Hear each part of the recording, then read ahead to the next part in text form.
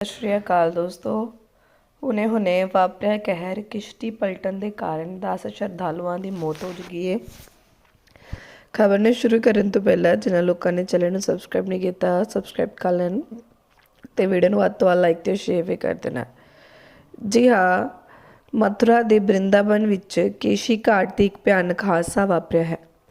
ਯਮੁਨਾ ਨਦੀ 'ਚ ਸ਼ਰਧਾਲੂਆਂ ਨਾਲ ਭਰਿਆ ਇੱਕ ਸਟੀਮਰ ਪਾਟੂਨ ਪੁਲ ਨਾਲ ਟਕਰਾ ਕੇ ਪਲਟ ਗਿਆ, ਜਿਸ 'ਚ 10 ਸ਼ਰਧਾਲੂਆਂ ਦੀ ਮੌਤ ਹੋ ਗਈ ਹੈ। ਇਹ ਸਾਰੇ ਸ਼ਰਧਾਲੂ ਪੰਜਾਬ ਦੇ ਲੁਧਿਆਣਾ ਸ਼ਹਿਰ ਦੇ ਰਹਿਣ ਵਾਲੇ ਸਨ ਅਤੇ ਬ੍ਰਿੰਦਾਵਨ ਵਿੱਚ ਦਰਸ਼ਨ ਪੂਜਾ ਕਰਨ ਲਈ ਪਹੁੰਚੇ ਸਨ। ਇਸ ਦੁਖਦਾਇਕ ਹਾਦਸੇ 'ਚ ਮਾਰੇ ਗਏ ਲੋਕਾਂ ਦੀ ਪਹਿਚਾਣ ਹੋ ਗਈ ਹੈ। ਹਾਦਸੇ 'ਚ ਜਾਨ ਗਵਾਉਣ ਵਾਲੇ ਲੋਕਾਂ ਦੇ ਪਰਿਵਾਰ ਨੂੰ ਬੜਾ ਹੀ ਵੱਡਾ ਝਟਕਾ ਲੱਗਾ ਹੈ। ਜੀ ਹਾਂ, ਤੁਹਾਡੇ ਇਸ ਬਾਰੇ ਕੀ ਵਿਚਾਰ ਨੇ? ਸਭ ਦੇ ਕਮੈਂਟ ਸੈਕਸ਼ਨ 'ਚ ਦੱਸੋ ਅਤੇ ਖਬਰ ਨੂੰ ਅੰਤ ਤੱਕ ਦੇਖੋ।